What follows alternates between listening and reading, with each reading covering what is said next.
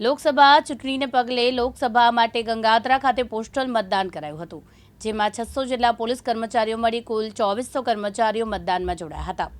લોકસભાની ચૂંટણી માટે આગામી 7મીના રોજ મતદાન થનાર છે, ત્યારે સુરત જિલ્લા પોસ્ટલ મતદાન પ્રક્રિયા હાથ ધરાઈ।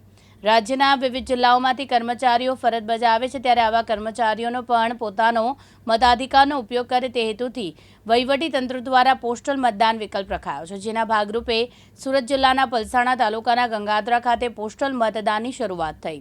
મતદાન માટે 6 જેટલા બૂથ મૂકવામાં આવ્યા। ખાસ કરીને સુરત ગ્રામ્ય પોલીસ વિભાગના કર્મચારીઓ, ગ્રામ્ય રક્ષક દળ, હોમગાર્ડ તેમજ અન્ય સરકારી કર્મચારીઓ મતદાનમાં જોડાયા હતા। ચૂંટણી પ્રક્રિયાના ભાગરૂપે જે ચૂંટણીના દિવસે મતદાન ફરજ પરનો સ્ટાફ છે તથા જે પોલીસ કર્મચારીઓ છે એમની આજે તાલીમના સાથે એ પોતાના મતાધિકારનો ઉપયોગ કરી શકે એના માટે ગંગાધરા હાઈસ્કૂલ ખાતે ફેસિલિટેશન સેન્ટરનું આયોજન કરવામાં આવેલું હતું। ગુજરાતભરની તમામ પીસીઓમાંથી 600 જેટલા પોલીસ કર્મચારીઓ મળીને ટોટલ 2400 કર્મચારીઓ આજે મતદાન કરશે। તમામ નાગરિકને પણ હું અપીલ કરું છું કે અચૂક પોતાના મતાધિકારનો પ્રયોગ કરે। મત આપવા માટે દેશના માટે 10 મિનિટ જરૂર ફાળવે। કેટલા સેન્ટરો છે અહીંયા અને કેટલા જણાનું એ છે?